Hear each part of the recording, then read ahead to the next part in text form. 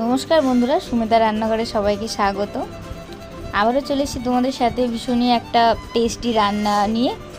এই রান্নাটা একবার না খেলে বুঝতেই পারবে না তোমরা মাংস খাচ্ছ না মাছ খাচ্ছ, এতটাই টেস্টি হয় এই রান্নাটা।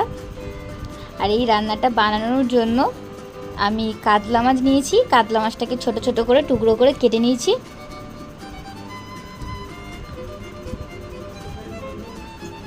কাতলা মাছটা দেখো ছোট ছোট করে কেটে নিয়েছি। আর এই কাতলা মাছ তো সবসময় সবাই ভেজেই রান্না করে খায়, একবার এইভাবে না ভেজে রান্না করে খেয়ে দেখো। যারা না ভাজা মাছ খেতে পছন্দ করো না তারাও পছন্দ করবে।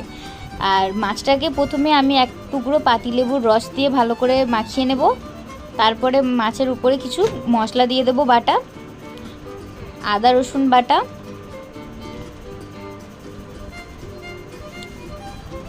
আর দেব একটা বড় টমেটো পেস্ট করে রেখেছিলাম সেটা, আর দেব পেঁয়াজ বাটা। আর এই রান্নাটাই সব বাটা মশলা দিলেই বেশি টেস্টি লাগে খেতে।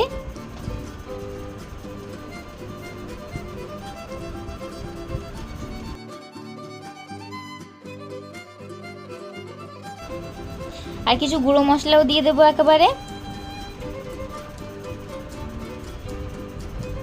পরিমাণ মতো লবণ, হলুদ গুঁড়ো, লঙ্কা গুঁড়ো,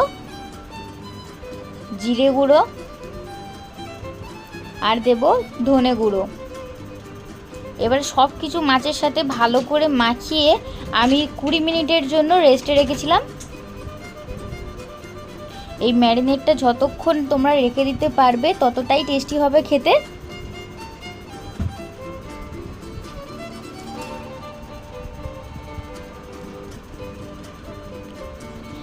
এবার রান্নাটা করার জন্য কড়াই আমি অনেকটা সর্ষের তেল দিয়ে দিয়েছি, আর কয়েকটা এলাচ ফাটিয়ে দিয়েছি, আর দেব দুটো তেজপাতা, আর দেব হাফ চামচের মতো গোটা জিরে। এবার আমি ফোড়নটা একটু ভালো করে ভেজে নেব। ফোড়ন থেকে একটু ভালো সুগন্ধ বেরোলে ওই ম্যারিনেট করে রাখা মাছটা দিয়ে দেব।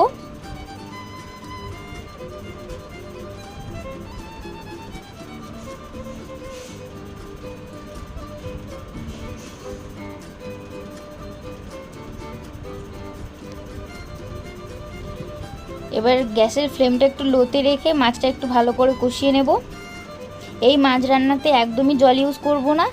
এই মাছে থেকে এবার যে জলটা বেরোবে সেই জলেই মাছটা ভালোভাবে সিদ্ধ হয়ে যাবে।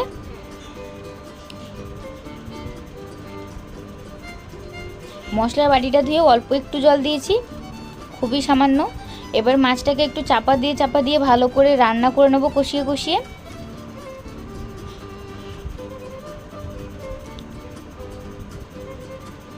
দেখো আমার মাছটা প্রায় আমি 5 থেকে 6 মিনিট রান্না করে নিয়েছি ভালোভাবে। মশলাটা দেখো কি সুন্দর কালার চলে এসছে।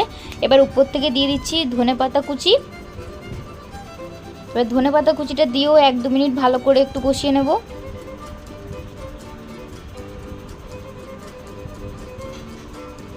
এই রান্নাটা খুব ঝটপট হয়ে যায়, হাতে কম সময় থাকলে তখন আর ম্যারিনেট করে রাখার দরকার হবে না, তখন মাছটা একেবারে মশলাটা মাখিয়ে রান্নাটা করে নিতে পারবে।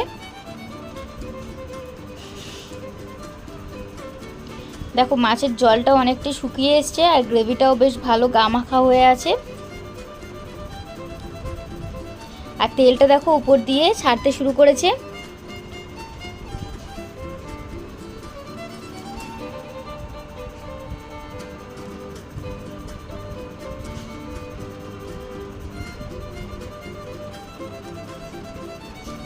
এই রান্নাটা একদম গ্যাসের ফ্লেমটা একটু লোতে রেখে রান্নাটা করতে হবে, না হলে আবার তলা থেকে পুড়ে যেতে পারে।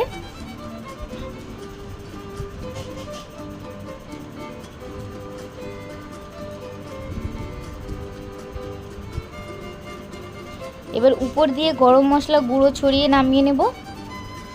আর এই রান্নাটা গরম ভাতের সাথে তো খেতে দুর্দান্ত লাগে, তাছাড়া তোমরা রুটি পরোটা যে কোনো কিছু দিয়ে খেতে পারো, দারুণ লাগবে খেতে এই রান্নাটা।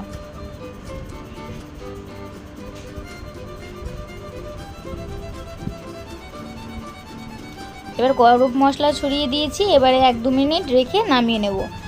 এই ভিডিওটি ভালো লাগলে like, comment, share and subscribe করে দিও প্লিজ। আবারও দেখা হবে নতুন কোনো ভিডিওর সাথে। ততক্ষণ সবাই সুস্থ থাকবেন, ভালো থাকবেন। ধন্যবাদ।